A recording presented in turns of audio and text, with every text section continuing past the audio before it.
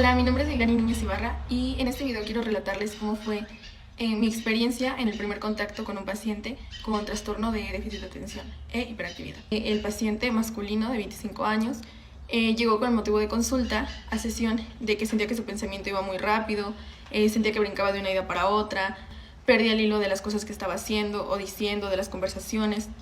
Esto obviamente le llevó a tener muchos conflictos con su pareja, con su familia, más que nada porque las personas le expresaban que sentían que él no estaba como presente en la conversación, como que siempre estaba disperso, no les ponía como la suficiente atención. Menciona también que cuando cursó el nivel primario en su escolaridad recibió bastantes regaños y también fue como expuesto delante de sus compañeros debido a que él no podía como cumplir las actividades como sus demás compañeros lo hacían. Entonces esa situación le llevó a tener niveles de estrés bastante altos. Durante las sesiones nos enfocamos más que nada, primero, hacer como una identificación, ¿no?, de lo que estaba pasando en el paciente.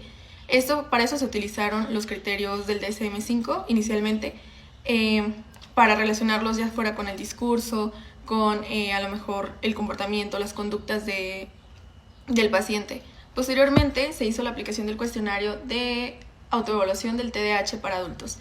Esto para poder hacer como un diagnóstico más completo para el paciente. En la evaluación del trastorno de déficit de atención e hiperactividad respecto a los criterios del DSM-5 se obtuvo el diagnóstico de TDAH, presentación predominante con falta de atención leve.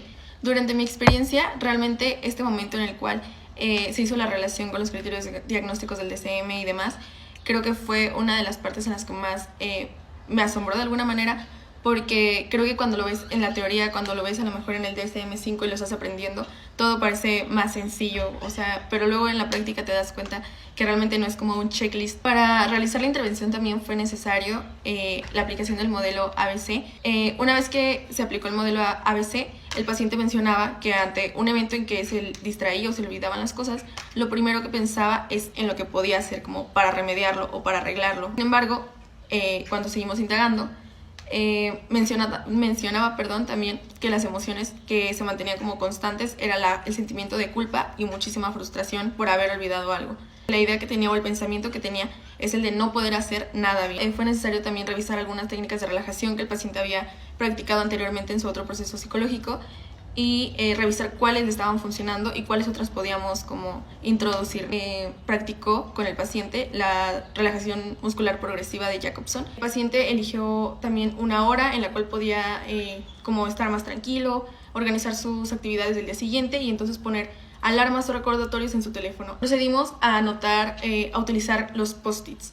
Para esto el paciente comentaba que para él se le hace muchísimo más fácil lo que era visual, lo que era como en lo que él se viera involucrado, lo que fuera como que él tuviera que hacer manualmente. Llegaba un punto en el cual el paciente realmente ya no necesitaba de leer el post-it, sino que simplemente ver el color del post-it en su pared, en su espejo, en algún lugar estratégico, el paciente automáticamente relacionaba con que tenía que recordar algo y recordaba como sus actividades y las repasaba en lista. También se elaboró un plan semanal para su rutina diaria, esto para que tuviera una mejor organización del tiempo y entonces también disminuir los niveles de estrés. Se le brindaron técnicas de estudio. En este caso el paciente refería que la técnica Pomodoro le había funcionado bastante bien debido a que sus lapsos de concentración eran medianamente cortos. También se utilizaron estrategias como la organización de sus espacios para que así él relacionara también el lugar con la actividad que tenía que hacer y de esta manera el paciente pudo como concentrarse más y no había otros objetos o otros elementos que le pudieran distraer. El paciente fue como quien fue dando sus estrategias y herramientas, incluso modificando de alguna manera las técnicas que se le brindaban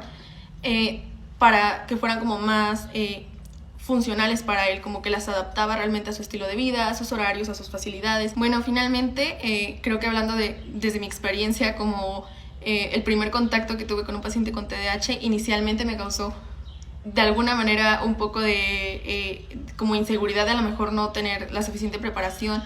En esto fue de gran ayuda también mi supervisora, ¿no?, que me brindó como estrategias o me brindó como recomendaciones para que pudiéramos llevar este proceso de la manera más adecuada. Creo que lo que más me queda como de esta experiencia con este primer contacto es la diferencia de la teoría con la práctica. Realmente no es lo mismo como ver plasmado en un libro la información a tener ya la práctica y tener ya la experiencia en un consultorio, y que es necesario ser muy cuidadosos de no hacer como un mal diagnóstico. Eso también le brinda al paciente la oportunidad de que el paciente buscara el hecho de medicarse a un neurólogo para que pues aportara un poco más a su bienestar, además de las técnicas. Realmente fue una experiencia bastante grata poder haber tenido este acercamiento y esta experiencia con el paciente y conocer un poquito más de cómo realmente es trabajar, porque creo que hasta que estás en la práctica te das cuenta de que vas aprendiendo de alguna manera junto con el paciente, y es responsabilidad de ser autodidactas, ¿no? Y buscar más fuentes y buscar más técnicas o buscar alguna otra manera en la que el paciente pueda avanzar,